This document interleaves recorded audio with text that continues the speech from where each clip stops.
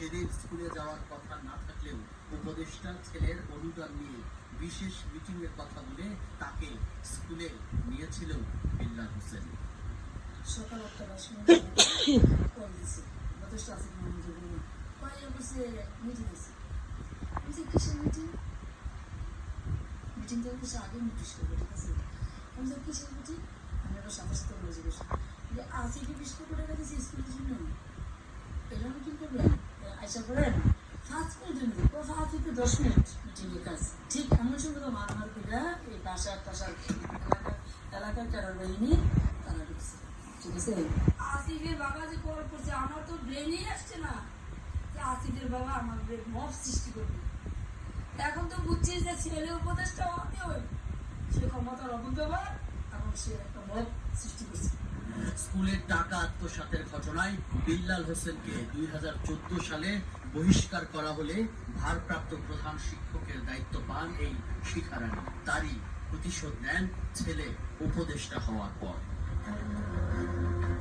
টাকা আত্মসাতের অভিযোগে বিল্লাল হোসেনের বহিষ্কারের সত্যতা মেলে সেই সময়কার মাউশির নথি, তদন্ত প্রতিবেদন আর তৎকালীন ম্যানেজিং কমিটির সভাপতি মোহাম্মদ আলীর বক্তব্যে। এখানে নিয়োগ পাওয়ার পরে তার বিভিন্ন সমনীয় বিভিন্ন দুর্নীতি, ম্যানেজিং কমিটির সাথে দ্বন্দ্ব, শিক্ষকদের সাথে গ্রুপিং করার পরে তাকে অনেক কোনো করেছে।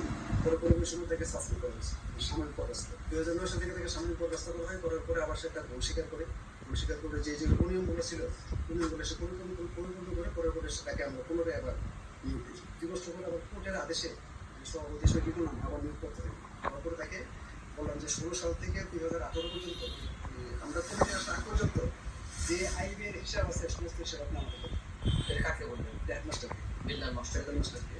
তো বিল্লাল মাস্টার আমাদেরকে দিতে রাজি নেই। এই ব্যাংকগুলো হচ্ছে দিচ্ছে না, পুরো লেখা আছে, কোনো হিসাব দিচ্ছে না। হিসাব না দেওয়ার পরে তার সাথে আমার বন্ধু আরম্ভ করে এসিস্ট্যান্ট হেডমাস্টারের স্বাক্ষর জাল, আমার স্বাক্ষর জাল করে, রেজুলেশন জাল করে স্কুল থেকে স্কুলের সরকারি বেতন ভাতা প্রায় 5,25,000 টাকা তুলে নিচ্ছে। 19 সাল থেকে মাঝখানে শিক্ষা মন্ত্রণালয় তার স্কুলের স্টেটমেন্ট, ব্যাংক স্টেটমেন্ট নেওয়ার জন্য তাকে যথেষ্ট পরিমাণ চিঠি দিচ্ছে, কিন্তু সে স্টেটমেন্ট দিচ্ছে না, পুরো ফান্ডেশন করে হচ্ছে। সেই সময় অর্থ আত্মসাতের বিরুদ্ধে ব্যবস্থা নেওয়াটাই যেন এখন এসে কাল হয়ে দাঁড়িয়েছে এই মোহাম্মদ আলীর জীবনে। ছেলে উপদেষ্টা হওয়ার পর তাকেও শীর্ষ সন্ত্রাসীর তকমা দিয়ে জেল খাটানো হয়। রিমান্ডের নামে নির্যাতনেরও অভিযোগ করেন তিনি। অবশেষে 30 লাখ টাকা জরিমানা দিয়ে বিল্লাল হোসেনের সহযোগী মাসুদের মাধ্যমে দফা রফা করে জেল থেকে মুক্তি পান তিনি।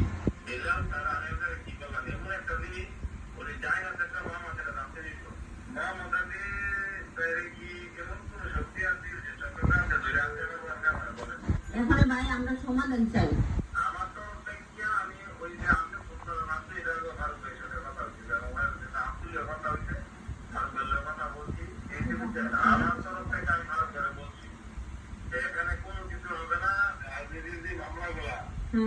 এগুলো কিন্তু আমরা বিশ্বাস করে না করে এখানে কিন্তু আমাদের কোনো কিছু করার কিচ্ছু রাখা নেই।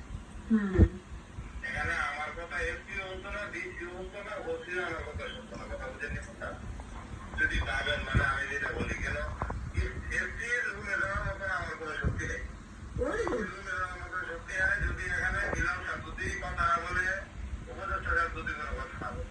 সেই সাথে মোহাম্মদ আলীকে একটি চুক্তিনামায়ও স্বাক্ষর করতে বাধ্য করা হয়, যে চুক্তিনামায় শর্ত দেয়া হয় জেল থেকে বের হয়ে আকুবপুর এলাকার কোনো শিক্ষা প্রতিষ্ঠান বা সামাজিক কোনো আয়োজনে অংশ নিতে পারবেন না তিনি।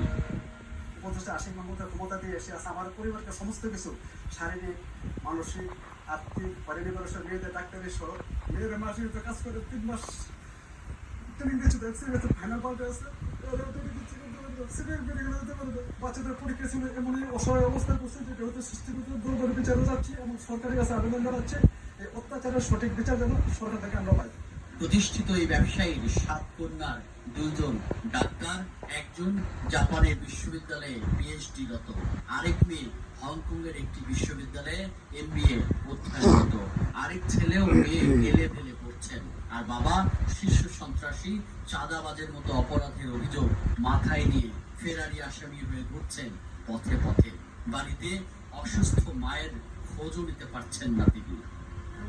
তারপর বৃদ্ধ মা অসুস্থ, অন্য সময় হাঁটাচলা করতে পারে না। আমার ছোট মেয়ে তাকে দেখাশোনা করে এবং এখান থেকে তুলে নিয়ে বাইরে বাথরুম, গোসলখানা, তার কাপড় ধোয়া সব কিছু করে।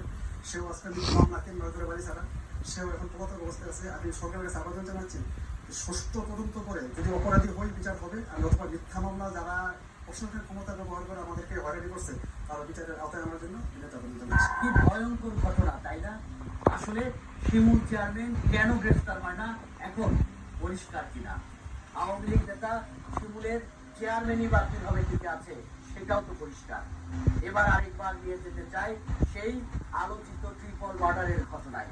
পরিবারের 3 জনকে হারানোর পরও কেন তাদের পালিয়ে বেড়ানো? শুরুতেই আমরা ভুক্তভোগী পরিবারের পালিয়ে বেড়ানো এক সদস্য রিক্তা আক্তারের বক্তব্য শুনেছিলাম।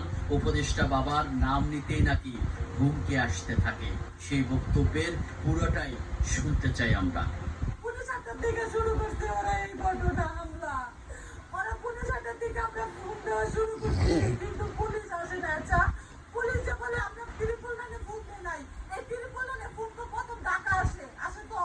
তাহলে ঢাকা তো এই রেকর্ডগুলো আছে, ওরা তো বলতে পারবে আমার ওসি যে বলে আমরা ফোন দেই নাই, এটা কি মিথ্যে? আমরা তো ত্রিপল লাইনে ফোন দিছি বলেন, আমরা পুলিশ হাতের থেকে ত্রিপল লাইনে ফোন দেওয়া শুরু করছি, কিন্তু ওরা যায় নাই, ওরা যায় নাই।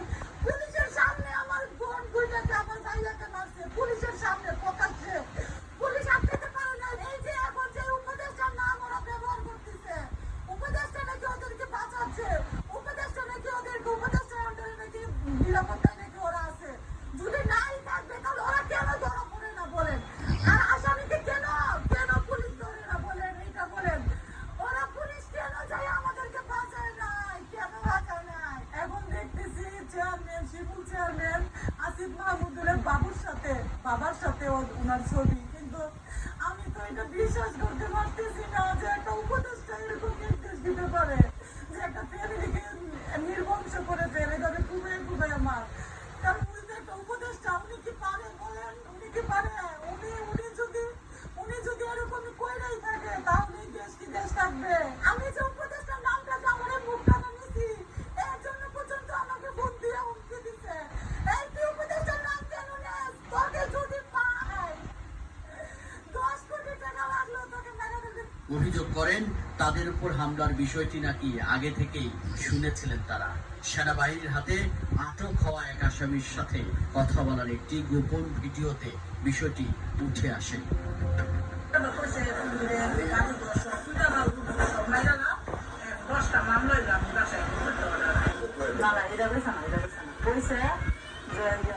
রুগীর বাড়ি দলকে রুগীর বংশ নির্বংশ করে আলো যদি 20টা মামলা খাও তাহলে আমি তোর সাইডটা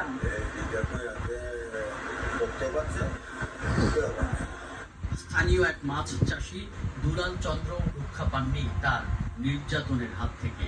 তার উপার্জনের একমাত্র জায়গায় একটি পুকুর নাকি এখন বেদখল বিল্লাল হোসেনের লোকেদের কাছে। এমনকি পুকুরের সব মাছ তুলে নিয়ে বিক্রি করা ও গাছ কেটে ফেলার বিরুদ্ধে প্রতিবাদ করায় তিনিও এখন ঘরবন্দি। নিরাপত্তাহীনতায় ভুগছেন প্রতিনিয়তই।